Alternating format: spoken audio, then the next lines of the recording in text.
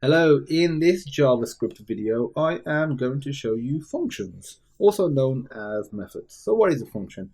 It essentially allows you to bundle up some code, or also known as abstracting it out, and you assign some name to it, which is the function name.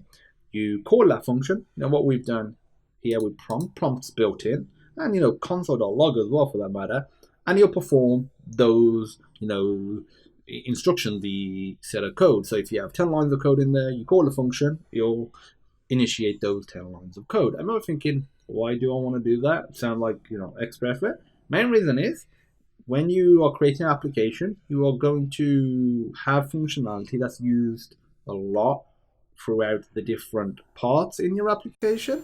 And what will happen is the actual code is the same and you'll just be duplicating it. If you need to update it or let's say fix a bug, you have to do that in every scenario. Imagine if you have the same code, let's say 50 lines of code in 100 different locations.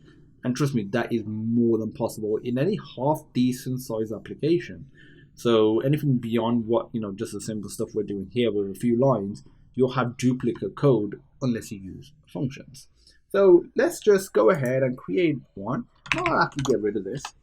So to create one, you just put the keyword function, then you name your function. I'm going to name it awesome func, and open close brackets, curly braces, and in here is where you specify all your code. And I'm going to specify 2 lines, and I'm simply going to do a console log, and these console logs are going to say hello. I'll actually do 3. I was already going to do the 1. I'm going to do hello and world, but I'm going to do hello and goodbye. So it'll be funny. So if I refresh, as you can see, nothing is printed out.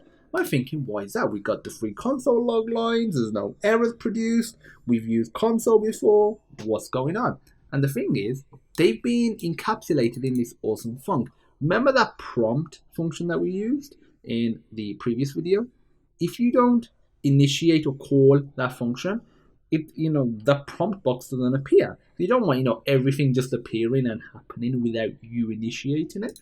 So to initiate it, you just use the name of the function, so awesome func, open close bracket, semicolon, and this, because it doesn't have the keyword function, it says find a function called awesome func. It knows it's a function because of the curly braces, and it's going to locate it and run it. So if I click it, there you go. It is working. Awesome stuff. So we can do a couple of other things with functions. One, we can have values passed into the function. So let's create sort of like an adder. So function, we'll call it sum because that's the mathematical term for it. Function sum, and we want to pass in 2 values. So these 2 values you could get via prompt boxes, you could get from the user, using an actual input box. It doesn't really matter how you get them. And in here, we want to pass in 2 values. So we just go right here, we do var, and we specify the actual functions themselves. So we just need to specify the actual variable names, and these variable names are just specific to this function, so that you don't need the keyword var. Sorry. So I'm just going to actually call num1 comma num2, and these are variables, and it knows they're variables because it's within these brackets, so that's the reason you don't need to specify the keyword variable. Okay, so we've got num1, num2. You can pass in as many as you want. You just separate it with a comma. They can be all different data types if you want to. We're going to do num1. So we're actually going to create a variable inside of here. Do var equals, so var result equals num1 plus num2. And in here we'll do console.log.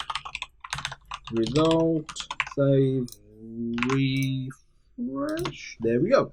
And it says not a number. Apparently something's not a number. That is because we have not passed in anything. So we need to pass something in. So let's pass in 4 and 7. Sure we can handle that, or do we need to open the calculator? Let's open the calculator. I think I'm unable to calculate that. 4 plus 7 equals, seems legit to me. I think all my years doing maths, I think that's right. So 4 plus 7 is 11. Make sure that is saved. refresh, and we have the value 11 pumped out. So that's all great. You might be thinking, what actually, let me just add a few lines here just so this is, you know, a little higher up. Might be thinking, okay, this is really cool. We can pass variables in, we could add them, multiply them, you know, we could get something from a database. You know, it doesn't really matter what you're doing with it. You could do something. But what if you don't want to, you know, console log it every time? So maybe you want to get some value, put it into a variable, assign it to a variable, or console log it, or put it into a database, or, you know, this, or that, or that. And how do you do that? And it's called a return type. So if I create another function called sum, and I'm going to call it return, sum return. We'll call it whatever you want. So num1, num2. Bear in mind, though these are named the same, they are separate variables. These have a scope of this function, so they cannot be used outside. Same with result. Result cannot be used outside of this function. If this variable was created outside of the function and you used it inside, that is fine, but you can't declare it using the var keyword inside of the function and expect to use it outside. So in here, we are basically going to do the same thing, but we're not going to console log it. You use the return keyword, specify what you want to return, so the data, put a semicolon, and now if I do sum return, let's say 5 and 6, so that should get same value again. 5 and 9, that should get us carry the 1, square root the 2. I think we're getting roughly 14 in my head.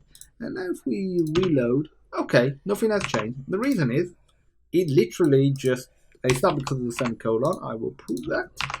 It simply doesn't print it out because we haven't specified. This returns the value, and this is the same thing as writing 14, which does nothing. But we can actually print it out. So if we do console.log, we could print it out like so. There we go. We got 14 printed out. And you might be thinking that is really cool. Anywhere that you can put like any sort of data, you could specify a function call, and any data that's returned, you'll literally put it here. Another thing you can do is, say if I create a variable called epic var, because it is an epic variable, you can make it equal to the result of a function that is returned. So if I put in 2 and 100, so quite a large value, and now if I do console.log epic var, and now if I save that, go back and refresh it, there we go, we have 102 printed out. So that's function, that's really all there is to it. You can put literally any piece of JavaScript code that you want inside of one of them, but these are the main types of functions: one without parameters or arguments, one with parameters, and one with parameters that also returns a value. You could also have a function that takes in no parameters but returns a value, but doesn't actually, let's say, do all of this console logging.